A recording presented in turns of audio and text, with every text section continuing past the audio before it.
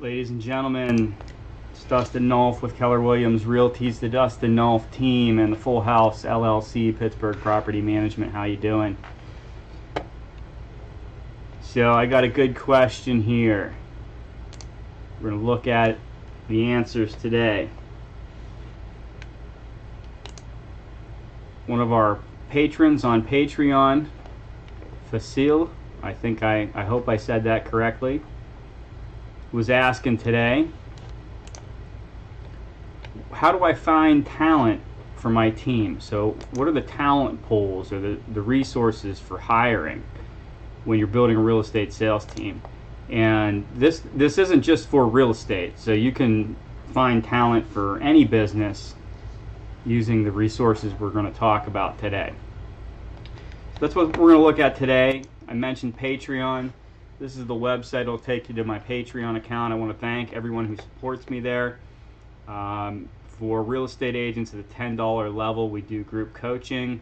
You get first access to a lot of the videos that I post, as well as a lot of downloadable content, such as my 0% for sale by owner commission agreement, my expired listing direct mailer piece that we send out every day, 26-step marketing plan, pre-listing presentation, that sort of stuff. So if you want access to that, go to Patreon, subscribe at $10 a month or higher, and you get access to all that stuff. If you subscribe at the $100 a month level, you become part of our team building group, and that's group coaching as well. We do Zoom meetings every month for accountability and growth, as well as there's a lot of different content and downloadable content there for the team building clients. I also offer one-on-one coaching for $1,000 a month through Patreon as well. So check that out. Check out the links below. I'm going to have some good links for resources that you can use in your real estate business or in any business, as well as a bunch of links for some great books to read. So let's get started. I want to show you the 3 resources that I use where I'm going to get the best results when it comes to recruiting new agents or talent. And I want to kind of do a quick refresher of the organizational chart and what your hiring process should be as you move from an agent to a team. And this works for real estate agents, insurance agents, mortgage reps. I mean, whatever business you're in where it's kind of a service-based business where you're the only person there to start, and then once you have the service built up, I mean, a plumber could use this, right? Could use the same strategy to build their business. So we're going to look real quick at the organizational chart first, so you guys know what I'm talking about as we move on here, and so you can make sure that you're structuring your business correctly first. And I think one of the best things you can do at the beginning of your business, you should be doing this all throughout your business, but at the beginning, you want to plan for growth.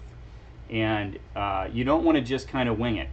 And there's a model for growth in the real estate business, and that is the Millionaire Real Estate Agent book.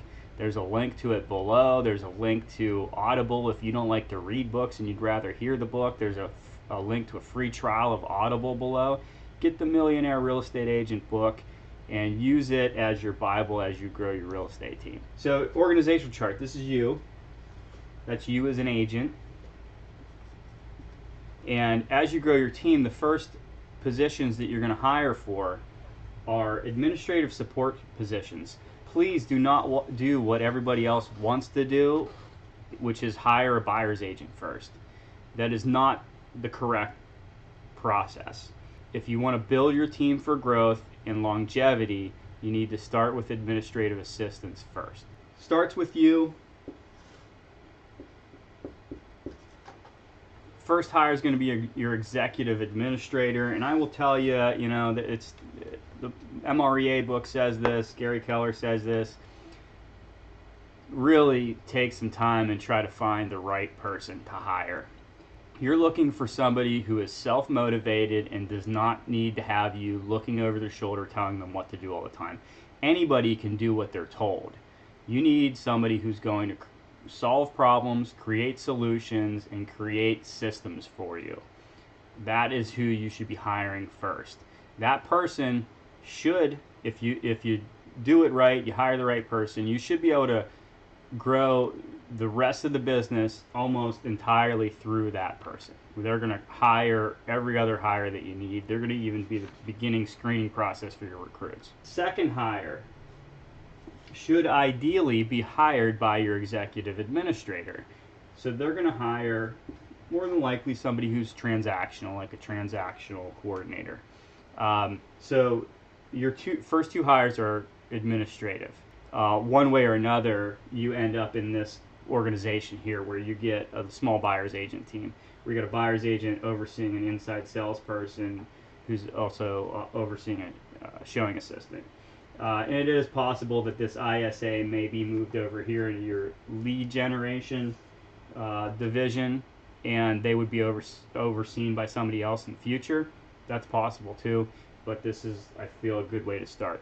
And this is as far as I'm going to go into the organizational chart, because we're just going to look at kind of like hiring for these first couple hires. So I'm going to show you my 3 top resources for recruiting and hiring. There you go. Resource number 1, Facebook. Facebook has been a huge resource for leads for me. Not only my property management business, but as far as referral leads go, by networking with other agents and other groups all over the country. And you know what you can do when you're on Facebook here, if you could see this, is get in here and look for groups that make sense for you to join, where you can find talent and you can help grow your business. So real estate, I'm in Pittsburgh, so I'm going to look up real estate Pittsburgh and search that, and I want to look for groups. So I'm going to sort by groups, and you see here we got a bunch of groups, and some of these I'm not even in, right? So I need to join some of these. So you just come in here and hit join. Sometimes it's going to ask you questions, but you want to get in the big groups. So like this Pittsburgh real estate investors that I'm in, there's some ridiculous amount of people in here. It's over 10,000 I think now, or something like that. You want to get in a big group like that. Go to the popular groups first, so you get, like, you know, your big groups at the top, and that's what you're going to focus on. And get active in those groups. So like if you go to the Pittsburgh real estate investors, you'll see I do post in there at least a couple times a week. Carry on conversations, create conversations, answer questions, give advice, give referrals, references for contractors, all that sorts of stuff. So that sort of stuff gets you a little bit of notoriety in those groups then, and if they're all local groups, then people start to recognize your name. When people start to recognize your name, they're going to start sending you referrals. And what you can do in these groups is you go in and post, hey, I'm looking for a person who fits this role, right? So if you're hiring an executive administrator, I'm looking for a self-motivated person who is highly organized and great at solving problems. I need somebody who can come in and be the support for a growing real estate team. Follow up with, who do you know who fits this model or who fits this role? Question mark, and wait for the comments to come in and watch the comments. And when the comments come in, you're going to get personal references from people. And I'm telling you, like, ideally, you want to find somebody who is already employed. You want to find somebody who is not unemployed. If they're unemployed, there's usually a reason for it. And especially in this job market, like it's under 4% unemployment rate. If they're unemployed, there is usually a reason for it. And if it's not like, hey, we're relocating because my husband got this new fantastic job in Pittsburgh or something like that, it's usually because they can't hold employment. So that's what I would suggest there on Facebook. That would be resource number 1. And you're going to do all these resources at the same time. You're not just going to rely on Facebook only for your talent pool. You need to be out there using other resources. So I'm going to look at this other one here. So this is Indeed, and I think Glassdoor does this as well. I haven't tried Glassdoor yet, but Indeed I do have personal experience with. and you see when you're in Indeed, just go up here to Employees Job Posts and click on that. And if you don't have, if you're not registered yet, you need to register as an employer, and you can go in here and post jobs. So like if I go to jobs here, I can go in and click post a job, and then I can post what sort of role we're looking for. And that's the same thing, is you want to be very specific as far as what you're looking for. And I'll show you one of the jobs that we have now that we're looking for, so you can see what our criteria is. So I closed it. Let's go to Assistant Property Manager. So I want to hit edit here. So this is what the job summary looks like. You got the information up here. You can put the salary in here. If you're looking for an agent, you want to put like what salary you expect out of their transactions. So an example would be, if you work on a 50-50 split, and you're looking for somebody who's doing $3 to $5 million in volume, you might say like $45,000 to whatever, $90,000 in salary. That's a big range, but what you want to show is like, this is my expectations from this sales position. If you're hiring an admin, you can get on here and do research. I'm not going to show you how to do that, but you can do salary research. Like when you post a job, it'll show you, and you can also, I guess I'll show you real quick.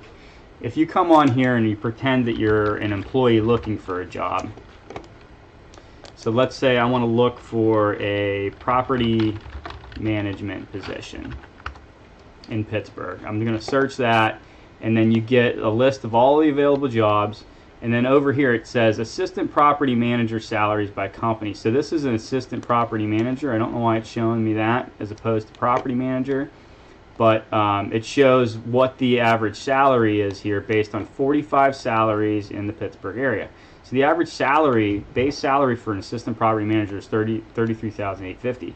So that gives you a good idea. If that's what you're hiring for, then now you know what the average is. So do you want to pay better than that, or do you want to pay less than that? That's up to you. But that gives you a little bit of research. That'll give you an idea, like if you want to do a posting and you want to be competitive, you need to be posting somewhere around that salary. Here's what our description looks like when we're posting for a job. So we want to have the job role there. What are the responsibilities of that person? This is an Assistant Property Manager, so they're going to be managing tenant delinquencies, doing rental inspections, onboarding new units, and assisting the property manager. So like if you're hiring an executive admin, you need to figure out what they're going to be doing. And I do have some good coaching on that on my Patreon site. If you're a $100 a month subscriber for the team group coaching, I have a video training that only those patrons can get that talks about what your accountability role is for your executive assistant, how to figure out what your assistant should be doing for you. So check that out, and you want to come up with a list of what you want them doing for you, and you're going to put that list in here, right? Okay, the other thing is you need to list the qualities that you're looking for. So for instance, our property management company, we were hiring for that. It was super important for us to be hiring somebody that was tech savvy and who could deal with internet apps, mobile phone apps, and solve tech problems intuitively. We did not want to have to train somebody on how to use Excel, okay? So they had to have Excel experience with spreadsheets and creating spreadsheets on their own, and they needed to have mobile application experience. So they need to be able to just download and install an app and figure out how to use it within like an hour. That's the type of person we were looking for. You need to be a self-starter, a problem solver, blah, blah, blah. Do you want experience? That sort of stuff. So make sure that this is all filled out. The applicant qualifications, this is a great thing about Indeed, is that you can put in here questions for the applicants, like how many years experience do you have in administrative assistant duties? Put that in there, and you can set it, like if you want at least 3 years experience, you set that in here, and you can set it up so Indeed automatically rejects anybody who applies with not enough experience. That's great because it helps you pre-screen a lot of people, and you won't get a lot of resumes to have to go through in order to find qualified candidates. What's the highest level of education you've completed? If you're only hiring college graduates, you put that in there, bachelor's degree required. Anybody who doesn't meet that, you can have them pre-screened out so they're not coming in. So set that up. That has saved me a lot of time and money and headache right there. You know, basically fill it all out. If you want to spend money on advertising for Indeed, you can do it. We have it set up so it spends $5 a day. It pulls applicants in. It places us at the top of the search results, which is nice. So we're like the first person they click on. All right, resource number 3. I don't know what this is, but this came up whenever I searched it, so I'm going to look at Pennsylvania PSI licensure. So Pennsylvania, as does a lot of other states, we get PSI is our certification and testing vendor, I guess. So what happens is when you're getting a real estate license, you got to take the classes first. You pass the tests for the classes, and then you have to go take the Pennsylvania licensing exam and the national exam. And PSI is the company that does that testing.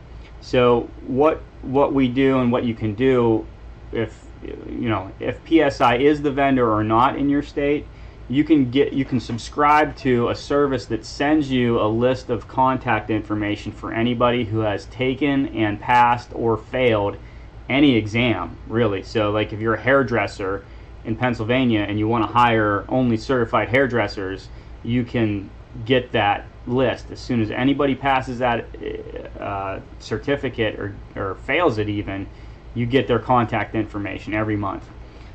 So this one is great whether you're hiring an admin, a showing assistant, an inside salesperson, agent, whatever. These are people who are already interested in real estate, and they're so interested that they're already in the process of getting licensed. So these people are great resources. They're looking for brokers to work for because they have to. So if you reach out to them and say, hey, I'm hiring, and instead of you just being an agent where you only get paid commission base, we pay a base plus bonuses. Would you be interested in checking out an administrative position where you can get your feet wet in real estate and paid hourly for your time? And that might be something that the right candidate's going to be interested in, and then you're picking up an executive assistant from the real estate licensing exam center. So I'd highly recommend doing that. Those are the 3 resources that we use, and I will tell you about the PSI resource. What I do with PSI is I set up an email campaign. I use Real Geeks just like I would go after a buyer or seller lead, and I have a link for Real Geeks in the summary here if you want to use that CRM and IDX solution. If you use that link, you'll save $150 when you sign up. I think that cuts your startup fees in half. And the CRM is relatively cheap to use. You can go in and you can create your own email campaigns in there. You can create text templates, email templates. You can follow up with your leads all through that system. I have other videos on Real Geeks if you want to check it out, but if you do want to sign up for it, use the link below.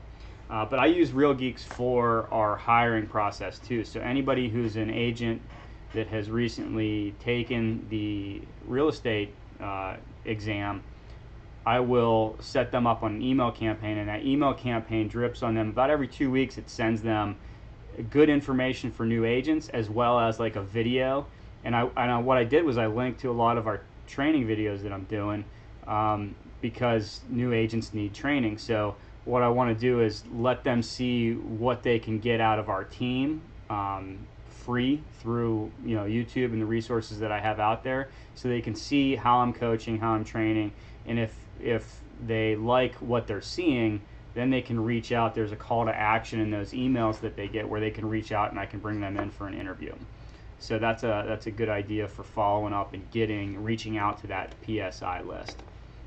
So I hope you liked the content. If you did, hit the subscribe button, hit the notification bell, give me a thumbs up, and check out the links below. You may have some find some interest in them, and if there's anything else you want to see or any aha moments you had in this video, please post them in the comments below. I greatly appreciate it. Thanks for joining me.